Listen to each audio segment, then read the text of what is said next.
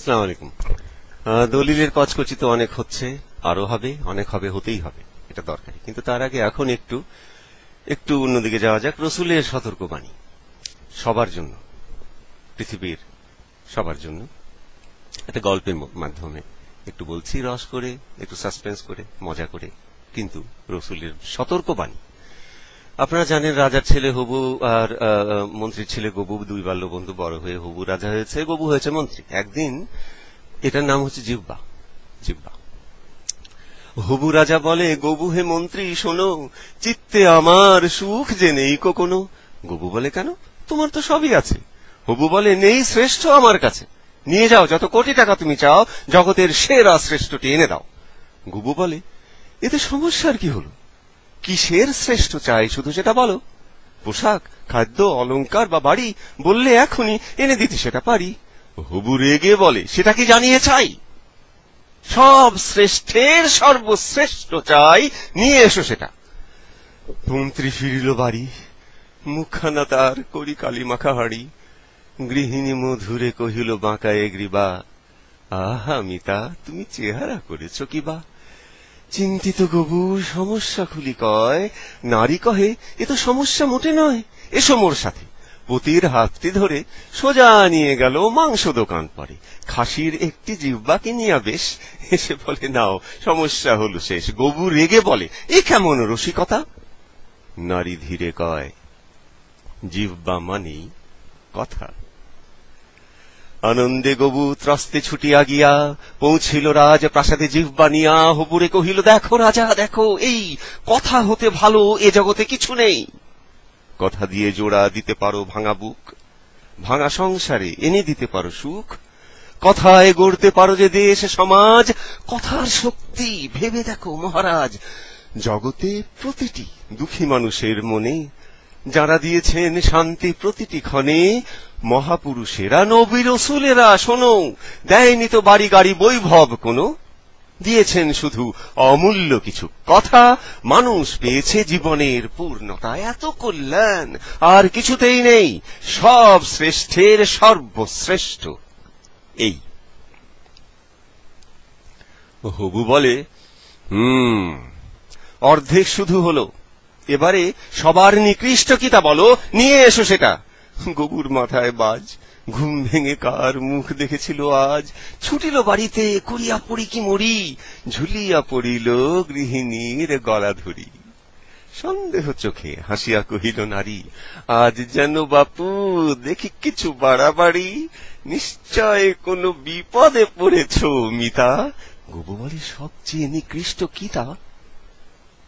রমণী নয়নে রহস্যবান হানি, স্বামীরে তাহার কি কহিল কানে কানে। শুনিয়া গবুর অধরে হাসি না ধরে, গৃহিণীকে দেখে বিস্ময় ও আদরে। তারপরে ফের মাংস দোকানে গিয়া প্রাসাদে ছুটিল আরেক জিহ্বা নিয়া। হবুরে কহিল, দেখো রাজা, দেখো, এই কথার মতন বিষাক্ত কিছু নেই। সাপের চেয়েও ছবল পারে এ দিতে, ধ্বংস আনতে পারে কথা পৃথিবীতে। কথার আঘাতে ভেঙে গেছে কত বুক, কথার আগুনে পুড়ে গেছে কত সুখ। সাজানো বাগান হয়ে গেছে ছারখার, ধ্বংস করেছে কথা কোটি সংসার। এত নিকৃষ্ট এই জগতে আর নেই, সব নিকৃষ্টের নিকৃষ্টতম সে এই। হবু বলে, গবু ধন্য ধন্য, পুরো রাজকোষ আজকে তোমার জন্য। এই পৃথিবীতে সবাইকে বলে দাও, কথার শক্তি চিনে নাও, চিনে নাও। বলা হয়ে গেলে কথা তো আসে না ফিরে, সাবধানে সাবধানে কাজে লাগিও জিহ্বাটিরে। এই কবিতাটা আমি লিখেছিলাম কবছর আগে, আমি যখন হাদিস পড়ছিলাম। 2 লাইনের হাদিস মাত্র। এই তো এখানে আছে, সহিহ ইবনে মাজাহ ভলিউম 5, এটা 5ম খণ্ড, হাদিস নাম্বার 3972। সাহাবী রাসূলুল্লাহকে জিজ্ঞেস করলেন যে, ইয়া রাসূলুল্লাহ, আমাকে নিয়ে কি ব্যাপারে আপনি সবচেয়ে বেশি চিন্তিত? রাসূল তার জিহ্বা দেখিয়ে বললেন, এটা নিয়ে। এটা পরে আমি ভাবলাম যে রসুলের এই সতর্কবাণী তো শুধু মুসলমানের জন্য না, মুসলিম, অমুসলিম, হিন্দু, বৌদ্ধ, খ্রিস্টান, পার্সি, জৈন, কনফুসি, ইহুদি, এমনকি নাস্তিক, প্রত্যেকের জন্য এই সতর্কবাণীটা যাওয়া দরকার। তখন আমি এই কবিতাটা লিখি। যখনই আমি সুযোগ পাই আমি মানুষকে শোনাই। সবচেয়ে শেষে শুনিয়েছিলাম বঙ্গ সম্মেলন, পশ্চিমবঙ্গের কলকাতার ওনারা করেন, 7-8 হাজার লোকের, সবাই অমুসলিম প্রায়। তো আমার উপস্থাপনা করছিলাম আমি বিভিন্ন অনুষ্ঠান। তো একটা অনুষ্ঠানে শিল্পী আসতে দেরি করছিল। তো শিল্পী যখন আসতে দেরি করে তখন অনুষ্ঠান ঝুলে যায়, দর্শক অমনোযোগী হয়ে পড়ে। তখন উপস্থাপকের কাজ হচ্ছে দর্শককে টেনে রাখা। তখন আমি এটা পড়েছিলাম।